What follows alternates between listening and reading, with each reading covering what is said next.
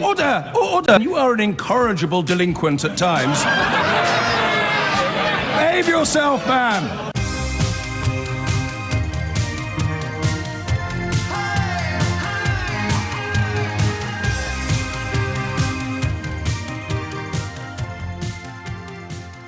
Coming up later in the programme, actually let's start at the shallow end. It's Thursday, so acts of God willing, there will be a mystery hour at 12 noon. Prepare yourself for enlightenment and entertainment in almost equal measure.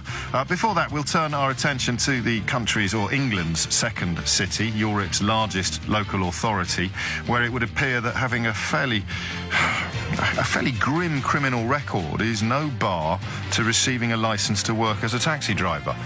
This on the same day that we learn Uber has elected to offer some terms and conditions to its drivers that begin to look like proper conditions. I don't know whether it's a PR stunt or whether, in fact, those drivers, one of whom we spoke to earlier in the week, you'll remember, yesterday it was, about the number of hours he does, are getting treated a little more humanely. So there's a lot to knit together there. But we're going to begin with something that we kicked off yesterday.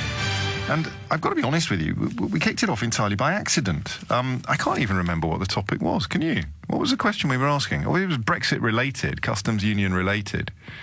But I've actually forgotten. So Kieran rang in, who, even by my own standards, this clip has gone nuts. The fella who runs a business essentially shuttling between Britain and Europe, continental Europe. Express van delivery, sometimes might make more than one journey there and back in a day. He's in Paris this morning, Brussels routinely, to explain to us the difficulties of getting into Switzerland. And I spend a lot of time apologising to you at the moment, because I feel that if you turn on my programme, and I can only be responsible for the 3 hours each morning that I'm on air, but I do feel that if you turn on my programme, you do so in expectation of information. And you should have got a lot more from me before that vote 2 years ago, and you should have had a lot more from me possibly in the interim. The very straightforward observation here is that none of us really understood what the customs union was or what the single market meant. None of us. On any side, really. I don't think the arguments were made powerfully. And under the auspices of better late than never, we're now working out, and it's very important that we do. And today is not about, well, I always say this, it's already 5 past. Today, he says, again, is not about arguing. It's about learning. But it possibly becomes an argument when people refuse to learn or claim they know better than the teachers. I don't mean that to sound unkind, but I do think as... Almost certainly it'll be the head of Her Majesty's Revenue and Customs today who is going to be told by boisterous backbench MPs that he knows less about customs than they do. The Daily Express has David Davis on the front page claiming we're getting close to Brexit deal. Yeah, all right. So the front page of the Financial Times, which arguably leans a little bit more towards authority as opposed to blind optimism, tells us that the extra bureaucracy that would happen, and this is the deal, it's very important that you understand, both of these proposals made by the British government have been rejected by Brussels already, okay? So there's a part of me that doesn't understand why we're still having this debate. They've both been rejected already. One as magical thinking. Okay, that's the one that is favoured by Theresa May. This would involve following goods somehow electronically all around the world, all around the market, collecting tariffs on behalf of Brussels. We'd remain part of the EU customs area, but we'd have to track goods to see if they'd ended up in Britain or the EU. Brussels have called that one magical thinking. The other one they more or less dismissed out of hand because it's impossible to see how it could happen without a hard border in Ireland, which of course is a prerequisite they've absolutely drawn in the sand. But here's the line, right? John Thompson, the head of Her Majesty's Revenue and Customs, has claimed, and I specify again because we're learning, not arguing today. So interesting was claimed and could. It means that it's not inevitable. It's not like predicting the sun will come up tomorrow. But British and foreign companies will have to fill in extra forms. This is what Kieran was so enlightening on yesterday. And when they introduce the costs of processing and those forms and similar, the annual cost, he estimates, would be between 17 and 20 billion And this directly addresses the case that is still being advanced by people like Boris Johnson, Michael Gove and Jacob Rees-Mogg. I am going to apologise again for not being an expert on such matters, but that's possibly a less necessary apology than not having tried to get across these sort of issues earlier. And this 200 million export consignments a year, that's what he is looking at. I would say the only way you could possibly dilute this figure would be by pointing out that we're probably going to be exporting a lot less. So actually the overall hit might not be as high because we'll be doing a lot less business, but that of course just involves getting hit somewhere else even harder. So you're looking at £32.50 a pop for a customs declaration. And there are about 200 million export consignments a year. That's the average cost of a customs declaration. So that's £6.5 billion in each direction, totalling £13 billion. Now, if you're feeling your eyelids get heavy, and I have to level with you, I sometimes do when we wade into these sort of issues, it's important to get the matchsticks out now because the clock is ticking. And what was really brought home, I'm always a little uncomfortable building a programme on something that happened on a previous programme because there's no guarantee, of course, that you heard the previous programme. But what really hit home yesterday, and it was really helpful that Kieran's at the coal face himself, driving vans for his own company, postponing the purchase of another vehicle because of the uncertainty, persuaded completely. And this is a coincidence that we did this yesterday morning, and the fellow was speaking in the Commons, the HMRC bloke was speaking in the Commons after we'd finished, and actually was addressing exactly the same issue. And that entire accident, entire coincidence, I didn't even know he was speaking to the House of Commons yesterday. I remember why we were talking about it, because of the car park on the M20. Didn't even mention the Customs Union. We were just looking at that report that was submitted by the Parliamentary Under-Secretary of State for Transport, explaining what was going to happen in March 2019 in the event of there being no deal. And in shorthand, if you weren't listening, there'll be a car park pretty much between here and Dover, and they'll still call it the M20. I'm currently in Leicester Square in London, in case you're wondering. So that's why we were talking about it. And what we learned was what a small business person already understands. And that, I think, is where we're going to go from now on. We're going to look more and more at people actually doing it, as opposed to people pontificating, predicting, or, as is increasingly common, ignoring. And when I say ignoring, I kind of mean that if there was any semblance of objectivity and responsibility in the British media today, there would be probably on every front page, certainly on every broadsheet front page, you would expect to see the head of Revenue and Customs has warned that the country has embarked upon a path that will entail unnecessary costs of approximately £20 billion a year. Payments and costs that we do not currently have to meet. Payments and costs that will hit businesses hardest. And the smaller the business, the bigger the blow. Payments and costs that are utterly, utterly unnecessary and that are never, ever mentioned by Boris Johnson, Michael Gove or Jacob Rees-Mogg. So the front of the Telegraph has got Jeremy Corbyn going on about a united Ireland, something of a confected story. The Julia Skripal story actually rightly features on a couple of front pages. But if you were really looking at the news in terms of national interest, and I know that most news outlets don't, and we certainly don't either, to be honest with you. We do what we think is going to be most interesting for a conversation. But if you were looking at the national interest, then this would be the biggest story in town, I think. It follows fast upon Mark Carney, the Governor of the Bank of England, warning that we've already lost £900 a year in the average family. That figure set to continue to rise. But today it's the businesses. So if you export to the European Union at the moment, what happens if we leave without a deal? 0345 6060 Have a little reminder of what Kieran introduced us to yesterday, and I want to stress that he seems a completely stand-up guy and a completely kosher contributor, but if you want to challenge anything that he said, you're free to do that as well. Nobody did yesterday, but it doesn't mean you can't today. What I want to know from you is if you bring in or ship out from the United Kingdom to other European Union countries, what happens? Do you know what happens? I wonder if we should take calls from people who don't even know. But if you're bringing in fresh fruit and vegetables from Holland, what's going to happen if they need to be checked at customs? We discovered yesterday that fish, did you know this? swimming fish make their way through the Channel Tunnel. Tanks of seawater full of high-end seafood making their way to the finest restaurants in France. I don't know how you can do a customs check on a tank full of swimming fish. Quite a few people have predicted that the Channel Tunnel becomes a white elephant the minute customs checks are introduced at both ends. But it occurs to me that we really do almost all have our eyes closed. So there may be, forgive me, some light at the end of the tunnel. There may be some reasons to be cheerful. There may be some oil to pour upon the waters of our discontent at the moment, or our discombobulation. But as it stands, I only really want to hear from people who are living it, and what their living is going to look like in the event of this deal. And I think it's really important, given that they are more responsible for the Brexit vote than any other politicians in the country. It's really important to remember that Boris Johnson and Michael Gove are still punting this, all right? They're still backing it. And yet the head of Her Majesty's Revenue and Customs has put a price tag on it of £20 billion a year. It's coming up to 10:15. Whatever you do, it involves shipping goods from here to the European Union or importing goods from the European Union to here.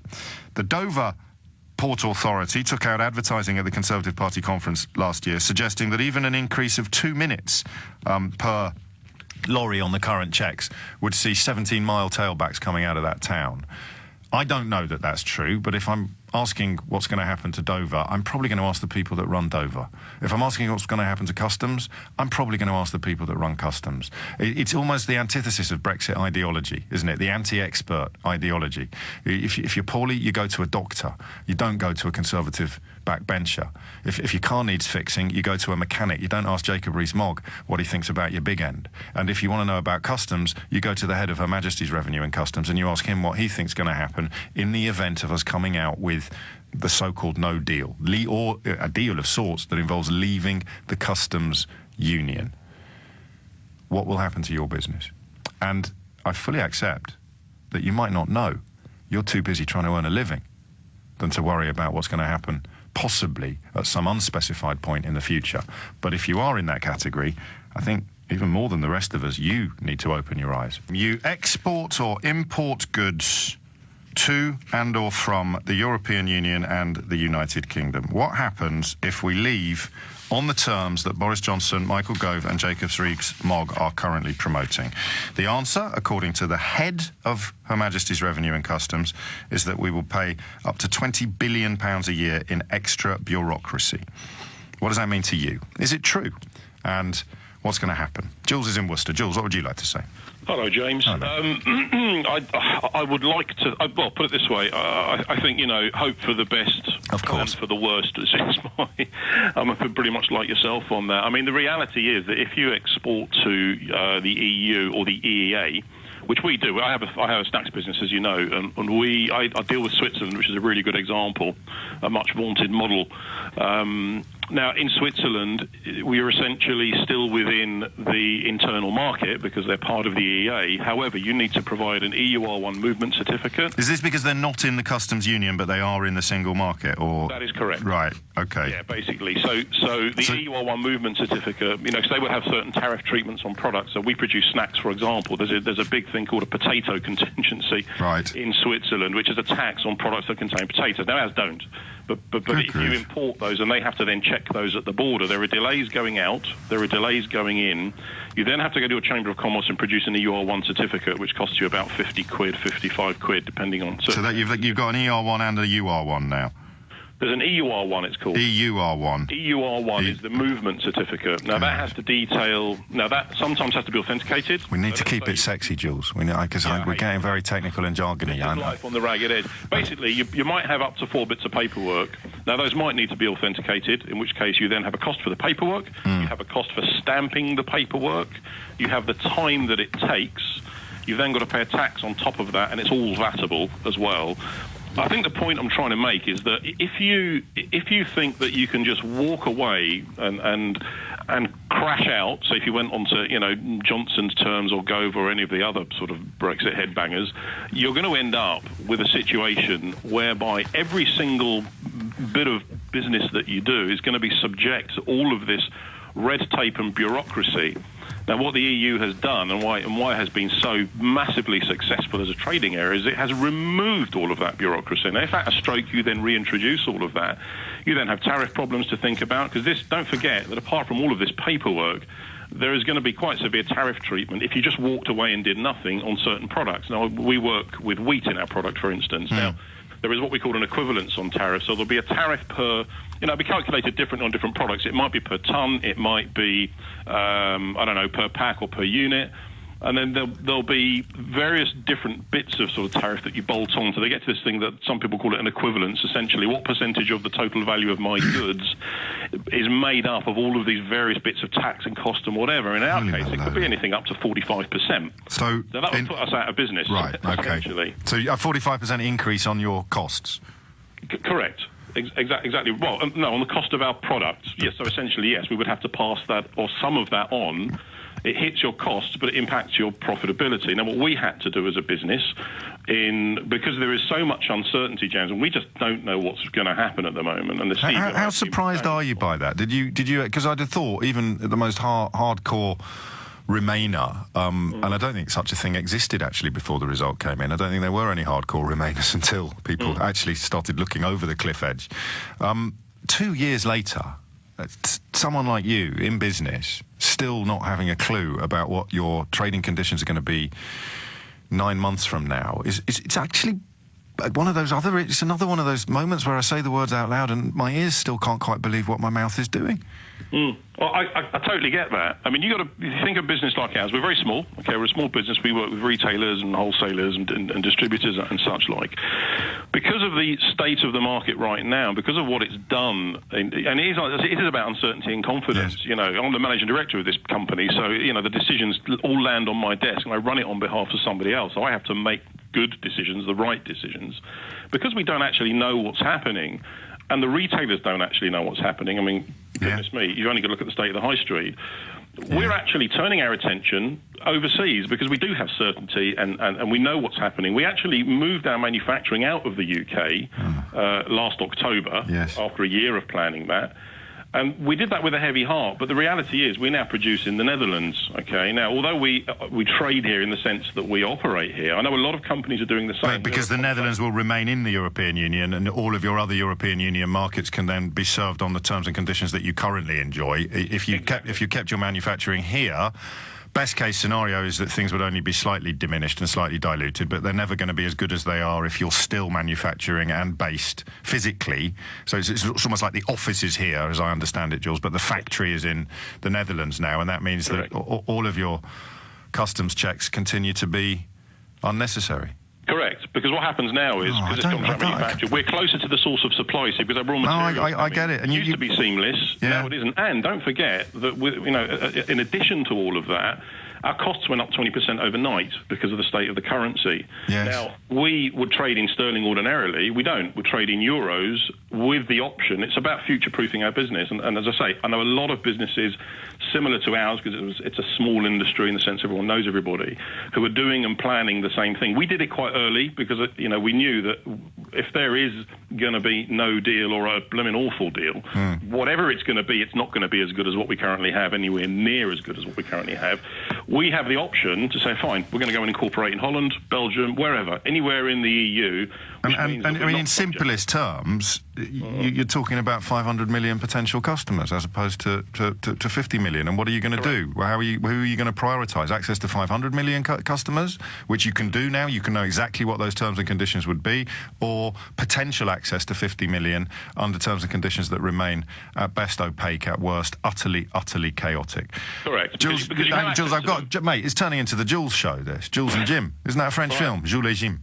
Jules et Jim, I don't know. Who knows? But you sound quite sanguine, because this is presumably because you're quite a good businessman, is that your job is to deal with consequences and to make judgments and to do things based upon your long-term prospects. And because you can't do that with regard to the British customs arrangements, because you don't know what they are or will be, you've had to go all in for Holland. Correct. Right, thank you. We continue to canvass responses to the question: if you ship goods, sellable goods, into or out of the European Union from the United Kingdom, or in the opposite direction, how will leaving without a deal affect you? 10:26 is the time. And I tell you, I haven't expressed an opinion today, and I'm going to be very careful not to. I've told you what the head of Her Majesty's Revenue and Customs has claimed, and now we've heard from Jules, who's in the business, as you heard, and hopefully we'll hear from you as well. What about flowers coming in from Holland? What's going to happen to them? What's going to happen to fruit and veg? What's going to happen to car parts? Anything at all that moves in both directions that currently doesn't need to be checked would need to be checked. 20 billion quid. Hit the numbers now, you will get through. 0345 6060 973 is the number to call. Dean is in Preston. Dean, what would you like to say? Oh, hello, James. First time caller, so I'm a little bit nervous. It's only me. But I run a very small business. We import stock from all over the world, and we sell it all over the world.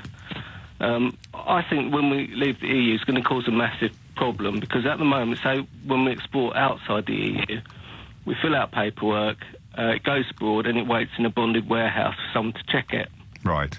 And then eventually gets delivered to the customer. Now, when that's got to happen with stuff coming in, somebody in Britain is going to have to check millions of packages. And can you imagine the delays? Well, I can imagine them, but there's a little bit of me that says we can't be blindly marching towards the destination that you describe and that Jules described and that Kieran described yesterday. It just seems to me, and I know this is almost a catchphrase now, but it does seem to beg a belief. I tell you what it is, Dean, I don't want to believe you. How can you prove that you're right? OK, well, I'll give you another example. Yeah. They're going to introduce what's called electronic pre-advice, where when we send something abroad, you're going to have to put down what you're sending, the price of it, what it is, the tariff code, all sorts of other information on everything you send out. Now, they don't even know how that system's going to work yet. This is Theresa May's favoured system. This is the so-called magical thinking process that Brussels has again also rejected, and that you're describing the pitfalls in that as being potentially less than the pitfalls of the so-called maximum facilitation exit, with that little quibble, with that small proviso that this scheme you're describing hasn't actually been described to you yet properly by government. Well, not only by government, but the Royal Mail, who are going to administer it. They're not entirely sure how it's going to work yet. What is going on? Well, exactly. I mean, as a small business, you just don't know what's going to happen, and it's quite frightening, really. Again, that's 3 in a row. Can we think of any ways in which your life might be improved by not being in the customs union that we're currently in? And of course, we haven't even mentioned that we lose out on all the free trade deals that the European Union, or all the trade deals that the European Union has struck with other countries. I think that's about 28% of our international business, but I've plucked that number from my memory, so I apologise if I've got it completely wrong. Can we think of any positives? James, I can't. I'm really sorry. Well, at least you've got your sense of humour. Sorry for myself, but... No, of course.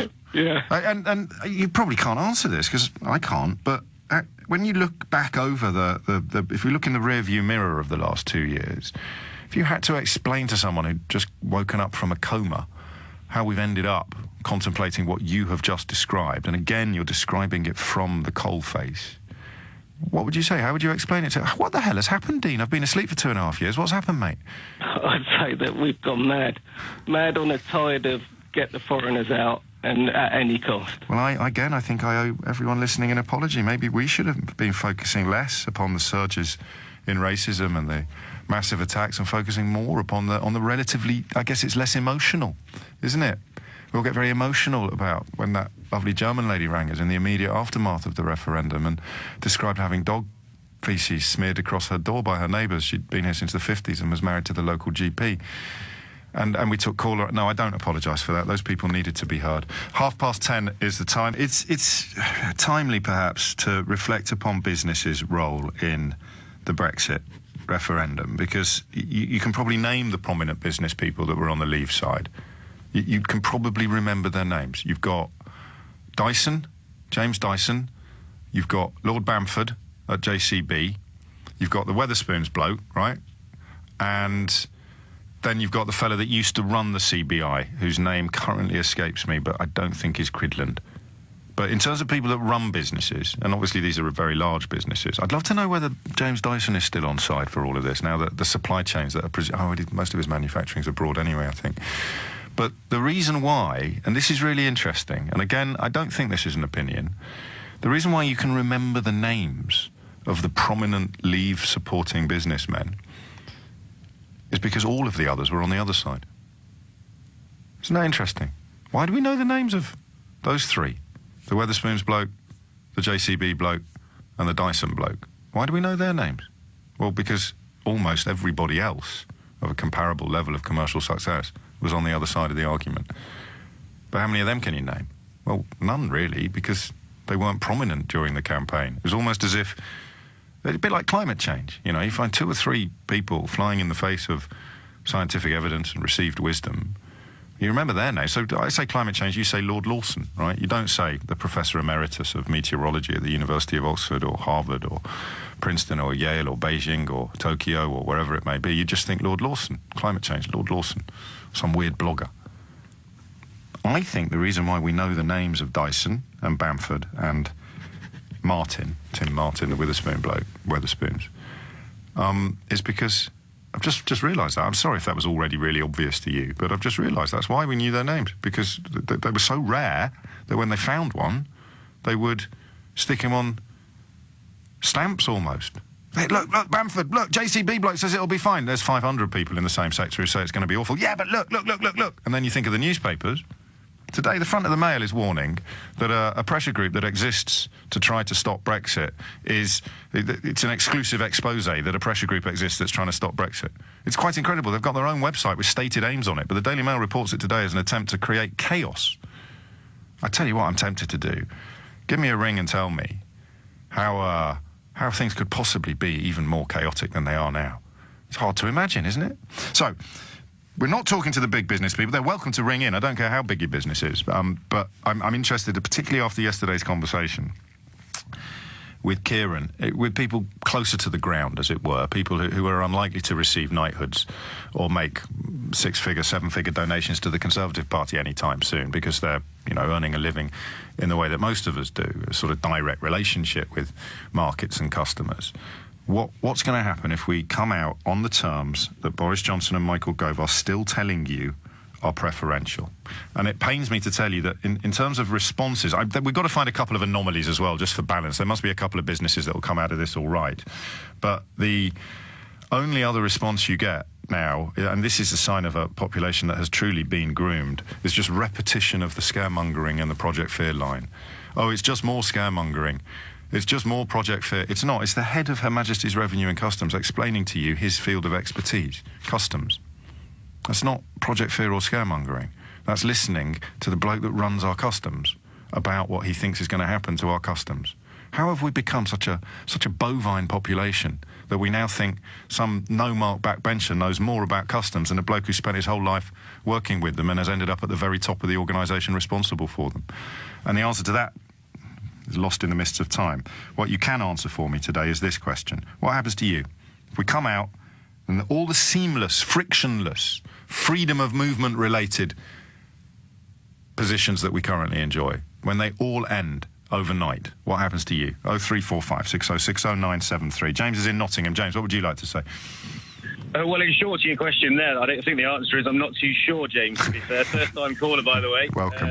Huge fan. I run a business in Nottingham, and we about 30% of our annual turnover is through export, and I'd say about 15-20% of that is with EU countries. And, 15 to 20% of the total, or 15 to 20% of the 30%? 15 to 20% of the 30% is with EU countries, and it's a significant part of my turnover, and I think it just goes without saying that there's a lot of small to medium-sized businesses like mine and like the chap before and before that was explaining the issues with it, that actually make up a significant amount of the economy of this country. And the fact that the government is going ahead with this, or allegedly are going ahead with this, well, Theresa May clearly doesn't want to, but the tea leaf readers would argue, I think, or not even argue, they'd explain that if the so-called hard Brexiters who favour the plan that we're seeing described as costing £20 billion a year by the head of Revenue and Customs, if they succeed, or rather, if Theresa May continues to ignore them, that's the circumstance in which they might force a general election. And I don't know anyone who could tell me why that would be a good thing, including them. But that's absolutely not. No, it definitely won't be a good thing at all. And I just think the whole shroud of uncertainty amongst all of this is just, I just can't understand how the government can afford to let this uncertainty go on any longer with, bearing in mind that such a large proportion of the businesses in this country rely on exporting to EU countries. And I just find it quite hysterical, to be honest, that it's got all the way up to essentially the wire. And not really anything has come out on paper yet. And I know I might sound like a bit of a stuck record, but that's the only thing I can say because I haven't got anything else to say about it. Well, no, but there is one thing. There's one more thing we can do. We can actually describe the circumstances that you would have to endure if we undertook the so-called maximum facilitation scheme, or I think maximum absurdity or maximum facile. Then you would have to have everything you export checked, or at least you'd have to fill in a form for everything you exported. And as I understand it, each one of those forms would cost you £32.50 a pop. Essentially, yes. I mean, that's one of the reasons. I mean, with a particular line of business that I'm in, I mean, lead times are incredibly important. I mean, my customers need their product, yesterday, so to speak. So to have all these extra checks and balances in would actually sort of extend the lead times by probably 5 to 7 working days on average, which to me would cost me money, which would therefore mean would eat into my margin, and therefore I'd have to find money from somewhere else. And you all sound so sanguine. Is that because business people, and it's not a gene I've ever developed, sadly, is that because you kind of successful entrepreneurs know that bad things happen? Do you see what I mean? That old adage about you go bankrupt twice before you become a millionaire. So because there's something similar about all of you that I've spoken to. There's almost a philosophical approach to it, because if you go into business, you somehow know that you're not in control of circumstances. A successful businessman harnesses circumstances to his own benefit, but you need to know what those circumstances are. Absolutely. And I mean, any decent businessman has to think laterally about things, and we all try and be proactive and think about things that are coming, but I think in this certain scenario, it's impossible not to be proactive. We have to be reactive to it, and I think it's really getting down to the wire now, and I think it will literally come to a week before we allegedly this big deadline comes. We're gonna get a load of stuff put on our desk that we have to talk through, and obviously, as you say, being the great country that we are, etc., and the great businessmen in this country, we will get over it. But it's so unnecessary, and the people that have inflicted it upon you are going to walk away scot-free. I'm having a look, because there's a shortage of what you might call constructive criticism of the positions that callers are adopting. But Frank's been in touch to say, James, you're boring. We are leaving, obviously with no apostrophe, that goes without saying. We are leaving the EU. Just get over it. We really do not care. Why should Frank care? I'd like to have a chat with Frank and sit him down and essentially explain to him what's happened to my business since the vote came into place. And if I explain to him what's happened, with the currency, we exchange a lot of US dollars when we import. I've lost £10,000 off my bottom line for essentially doing nothing. I think if we explain to people like Frank what actually is happening in reality here and now it might not affect him. I don't know his position. That's fair enough. Yes. But I just think if people explain to people like Frank what is actually going on, they might take another tone on it. Well, that's why we're here. We're just explaining it now, and we're hearing from people out the coalface about what it looks like. And as James very honestly admitted at the beginning of that call, he hasn't got a clue about what's going to happen, because nobody's told him what the situation is going to be. But if we examine what might happen, what Michael Gove and Boris Johnson want to happen, then you're looking at, according to the head of the HM Revenue and Customs, £20 billion a year in unnecessary and currently non-existent costs. And plus, as James has reminded us, then, because of the checks that would be needed, and this is where you go back to the advert, that the Port of Dover, this is the point, I'm really going to get on this one. I'm not going to say, a brilliant... Matthew Parris, who I think is the doyen of columnists, but he's a newspaper columnist. So I'm going to try and really focus on the people who are actually running the infrastructure and the institutions that we're discussing. So the people that run the Port of Dover took out an advert at the Conservative Party conference to say, if we come out with no deal, or if we leave the customs union and the single market, 17-mile tailbacks. Straight away, on top of everything that already happens.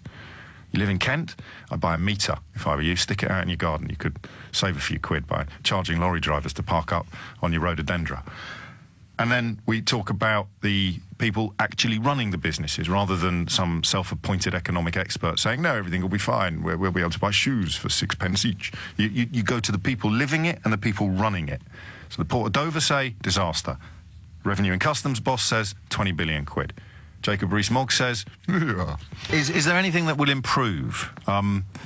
Anybody whose business will get better or easier or more profitable as a result of not being in the customs union with the largest single market in the world, not being in the single market. I genuinely mean that. 0345 606 0973. I get a lot of texts like this, but seeing as I'm reading out some of the sillier ones, I should read a few of these out as well for balance. Andy writes, I've made some mistakes in my life, James, but what I've learned since the referendum is that marking that leave box without a doubt is the biggest mistake I have ever made.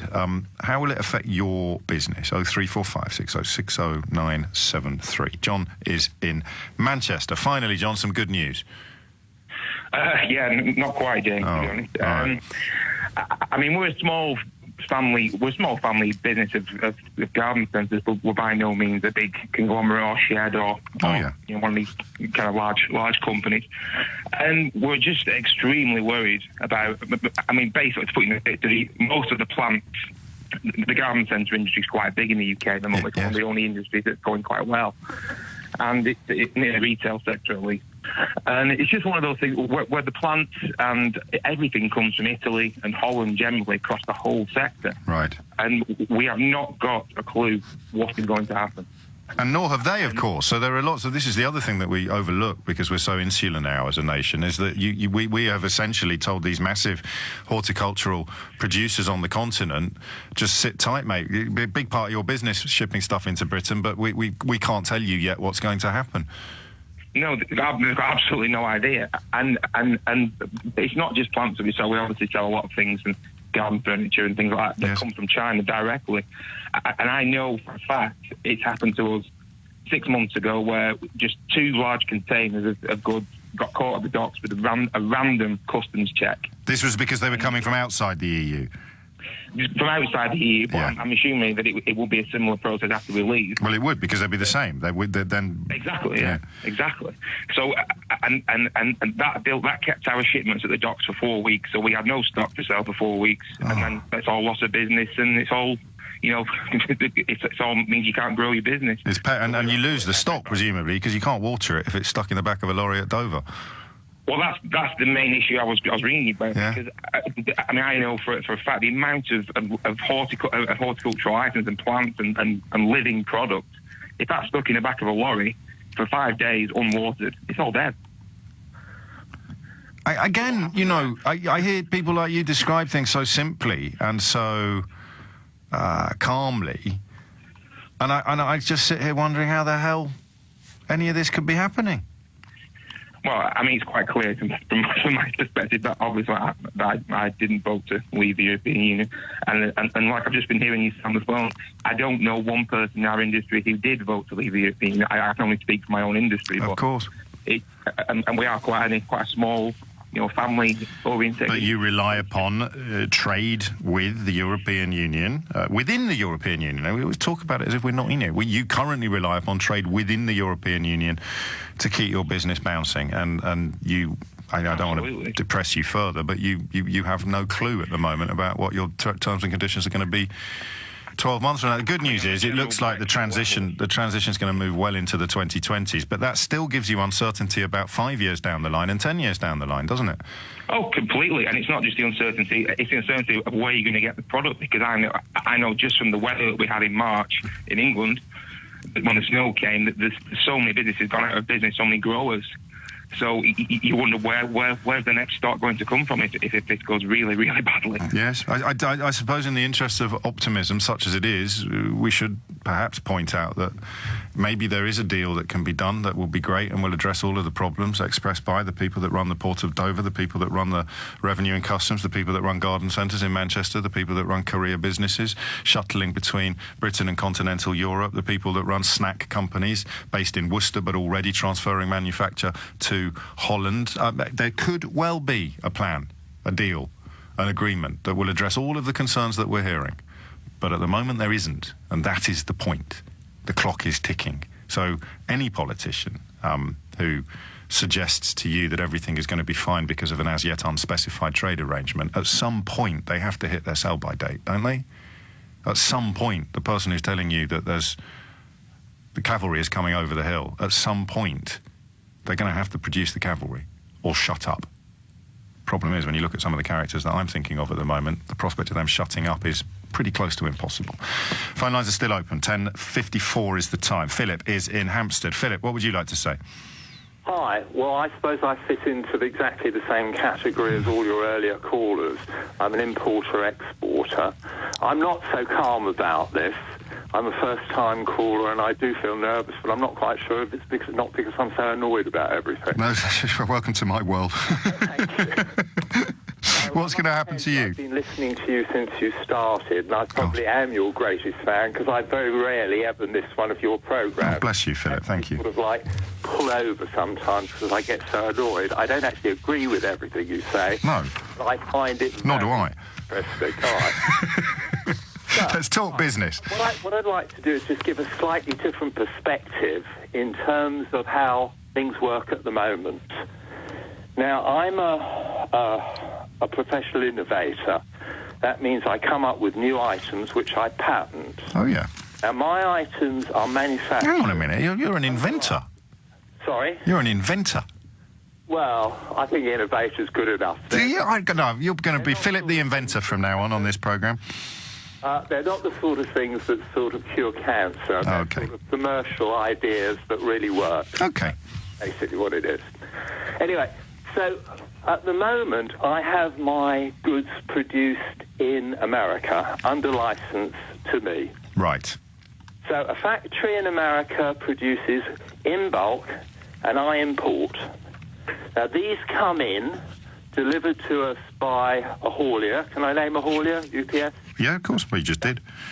And they take them through customs. A duty is paid and I pay VAT. Right. There is no paperwork involved at all from our point of view because we have what they call a deferment number. Now that means our bank has adequate deposits in order to be able to pay whatever duties come in. So they just come in and arrive. We don't do anything. Right. Now, we then put our goods online. Now, just as somebody buys a dress, a coat, a car accessory or anything else on eBay or anything else, that's exactly what happens to the B2B business here in Europe. Now, 90% of our business is in Europe. I see. Now, what happens is they come online and they place an order. They're given the options to pay of their way of paying, yes. And they pay. Our warehouse then literally prepares the goods. The goods are collected by DPD, and off they go. Now, whether I'm delivering to Birmingham, Manchester, or to Amsterdam, or wherever in Europe, because we sell to something like, well, almost every country in Europe. Yes. Right? There's nothing to do. So it's the same. You stick it on a bus for Birmingham or stick it on a bus for Barcelona, and from your point of view, the transaction is identical currently. This is what exactly. There is no difference at all. Now, that's the first thing I wanted to say. So, at the moment, whether we're selling to Birmingham or Manchester, or to Amsterdam or to Rome, yes. No difference. And if we come out of the union, if we have to have some form of checks, and we're discussing specifically the one that's still being punted by Boris Johnson and Michael Gove, okay. What happens? So, basically, I can tell you from experience anyway, we go back to sending something to Zurich. Yes. As your last caller did.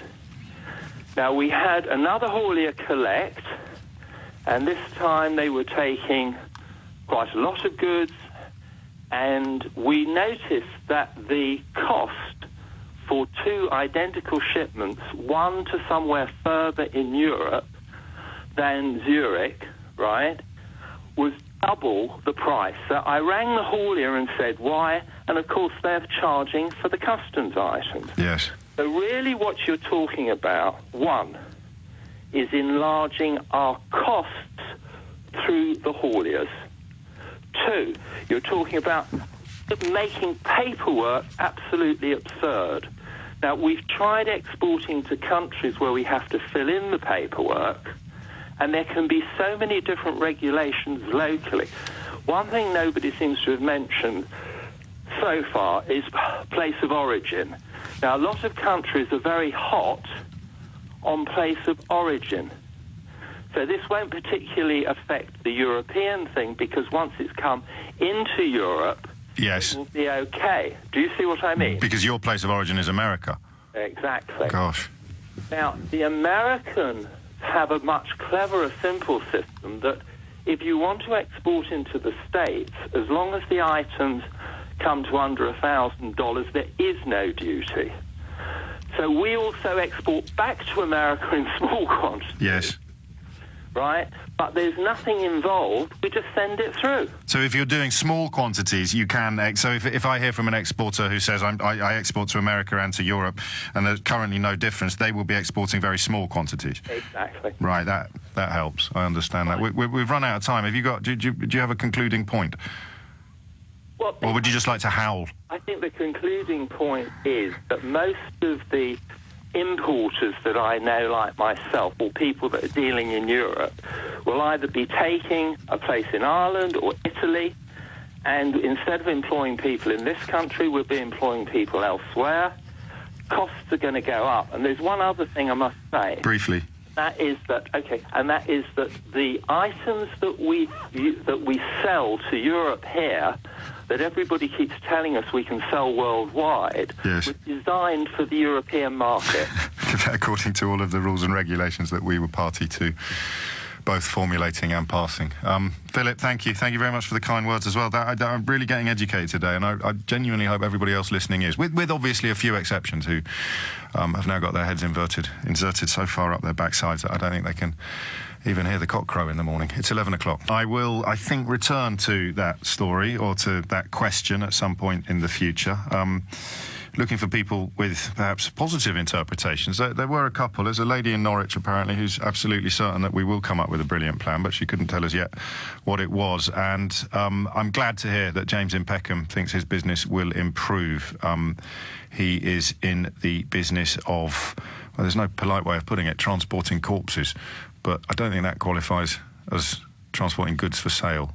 So I hope you're right about your VAT somehow being waived. I really do, because we could all be coming to you for a handout soon, mate. 5 minutes after 11. Speaking of people who've changed their minds, do you remember a politician called Suella Fernandez, who was a prominent member of that ERG group that Jacob Rees-Mogg now heads? Here she is on the 6th of April of last year.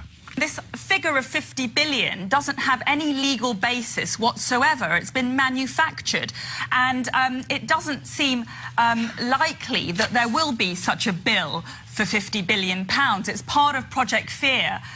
Health warning, don't believe it.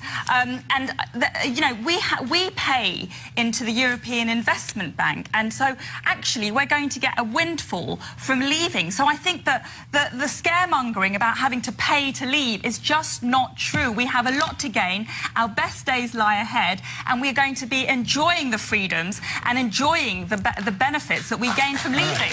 OK, so the scaremongering about having to pay to leave is just not true. I don't know whether it's deliberately to avoid responsibility for comments made like that, but since then she's got married and she's taken her husband's name, so she's not actually known as Suella Fernandez anymore. I wonder whether this has confused some of the archivists, because it's actually the same person who said this yesterday.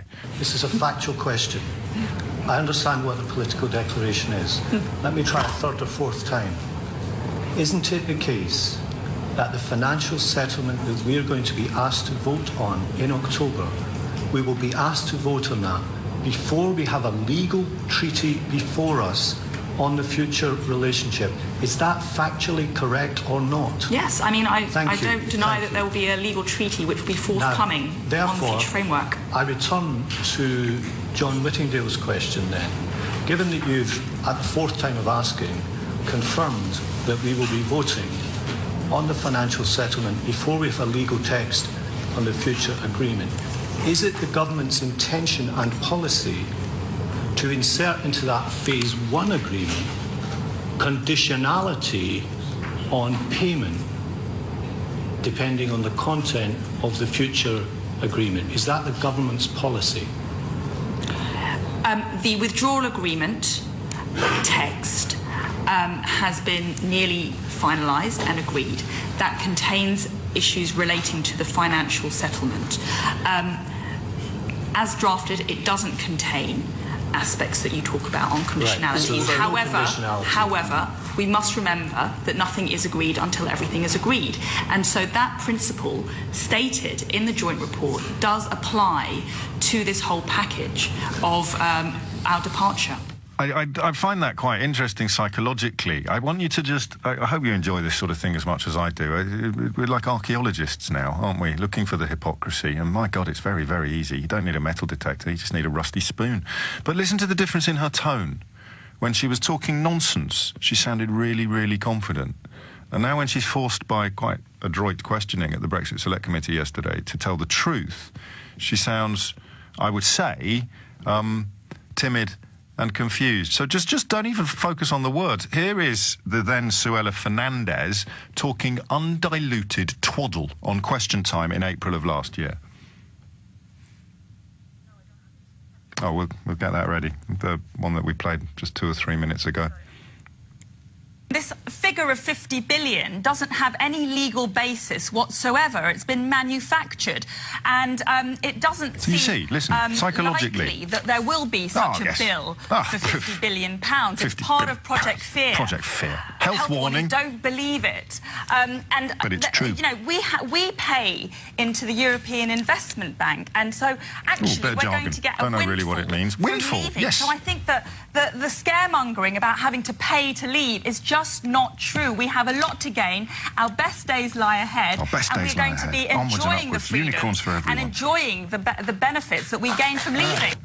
Assemble the gammon. We need some applause. So there you go, you see. And she sounded really bouncy, really, really on it. Yes, I'm going places. And then just over a year later... the withdrawal agreement text has been nearly finalised and agreed. Yeah, that contains issues relating to the financial settlement. As drafted, it doesn't contain aspects that you talk about on conditionalities. However, we must remember that nothing is agreed until everything is agreed. And so that principle stated in the joint report does apply to this whole package of our departure. Health warning, you said we wouldn't have to pay. You said it was scaremongering. You can hear in her voice that she knows the game is up. That's what's so fascinating at the moment, politically. You can hear in the voice of someone like that, let alone the words, which absolutely prove the point that she was talking twaddle last April and wasn't, I don't know, knowledgeable, informed, intelligent enough to understand that she was talking twaddle, or possibly just so far down the rabbit hole that she'd forgotten what daylight looked like. But you can hear in her voice she knows the game is up. So what are they pushing for now? What are they hanging on for? That's the thing that's really, really confusing. Head of the Revenue and Customs, head of the Port of Dover. If they do the Johnson, Gove, Rees-Mogg plan, and at the moment, there is no better deal in place. If that's what they do, it's what people like her are pushing for, what happens? What do they get out of it? That I do not know. But I enjoyed that. I just think it's nice to have a little look in the rearview mirror and see what might have parked up in the hard shoulder.